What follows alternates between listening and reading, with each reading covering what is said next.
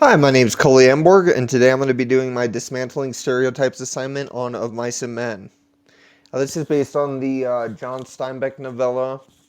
It's about a man named George Milton and his friend Lenny Small, who is very physically intimidating.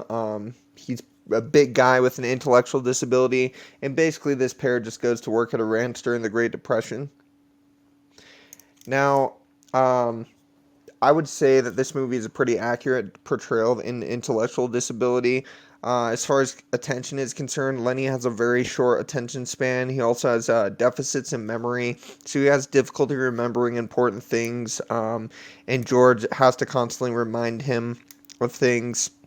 His vocabulary is very limited, and he doesn't really speak like a regular adult. He has kind of a speech impediment. And his language development is not appropriate for his age. Also, he's lacking socially. George does most of the talking on his behalf. He is also picked on by the other employees of the ranch, especially one of his a character named Curly.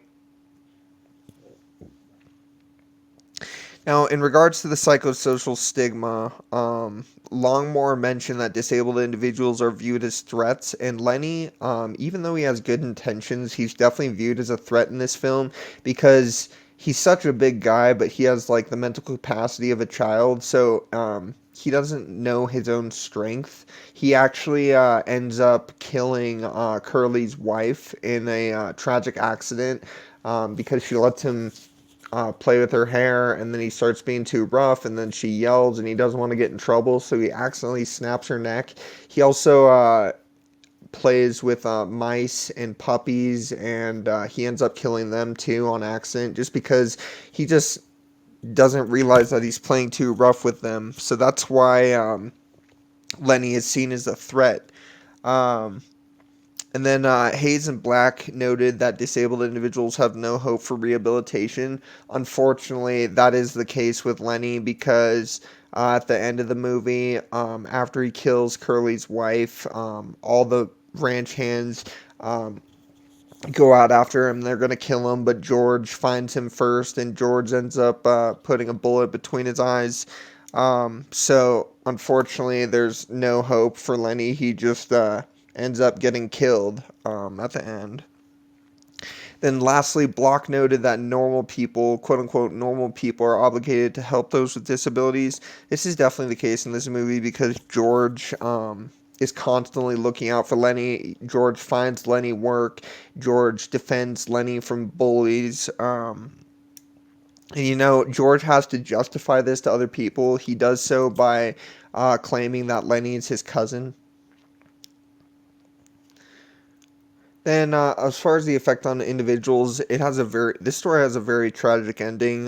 It's kind of like just drives home the point that the American dream is a pipe dream because George and Lenny have this plan. They're going to get their own farm with their own rabbits and animals, and they're going to live off the fat of the land and live happily ever after. And unfortunately, it just never comes to fruition.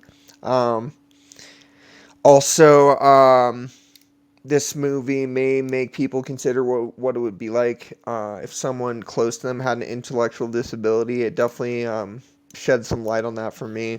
And it also causes viewers to feel more empathetic towards people with developmental disabilities. Lastly, for the learning experience, how did this movie challenge my assumptions? It made me consider how Lenny would be treated in today's society because back during the Great Depression, there was far less research and understanding and awareness of intellectual disabilities. So it's kind of interesting to consider that.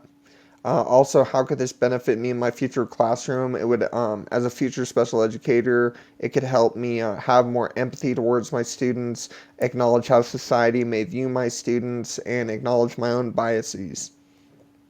So that's my presentation, and thank you for watching.